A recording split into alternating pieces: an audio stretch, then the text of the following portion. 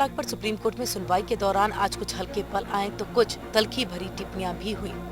लेकिन शाम होते होते all India Muslim personal law board का अड़ियल रुख ढीला पड़ने लगा। बोर्ड के वकील कपिल सिब्बल ने दलील दी कि ये समानता का सवाल नहीं बल्कि आस्था का सवाल है। अगर राम का अयोध्या में जन्म होना आस्था का विषय हो सकता है तो 3 तलाक का मुद्दा क्यों नहीं। उन्होंने कहा कि अदालत के सामने प्रश्न ये है कि क्या उसे 16.5 करोड़ लोगों की आस्था पर फैसला करना चाहिए या इस पर विधायिका को फैसला करना चाहिए। उन्होंने कहा कि भारत के संविधान में पर्सनल लॉ को संरक्षण मिला है। हालांकि कपिल सिब्बल ने माना कि तलाक का सबसे खराब तरीका 3 तलाक है। पर्सनल लॉ बोर्ड इस पर काम कर रहा है और ये लंबे समय तक जारी नहीं रह सकता।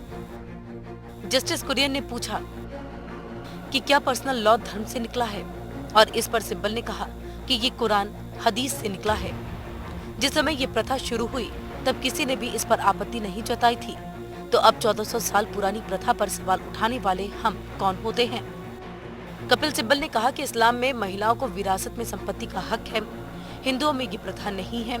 विवाह एक करार है और निकाहनामा इसका दिल। उन्होंने कहा कि 3 तलाक कई देशों में प्रचलित है। कपिल सिब्बल ने दलील रखी कि दिगंबर जैन बिना कपड़ों के घूमते हैं तो क्या इस पर भी कानून बनेगा। सवाल ये है कि अगर आप दखल देंगे तो दखल की सीमा क्या होगी। इस पर जस्टिस कुरियन ने कहा कि कोई सीमा नहीं है। जस्टिस कुरियन जोसेफ ने पूछा कि क्या ई तलाक जैसी कोई चीज भी है। इस पर कपिल सिब्बल ने कहा कि अब तो व्हाट्सएप तलाक भी है। कपिल सिब्बल ने अटॉर्नी जनरल के नया कानून बनाने पर सवाल पूछा कि वे अभी कानून क्यों नहीं बना सकते।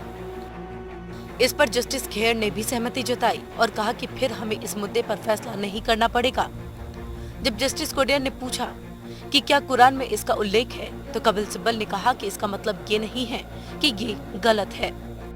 उन्होंने ये भी कहा कि हनफी पंथ में महिलाएं 3 तलाक मानती हैं।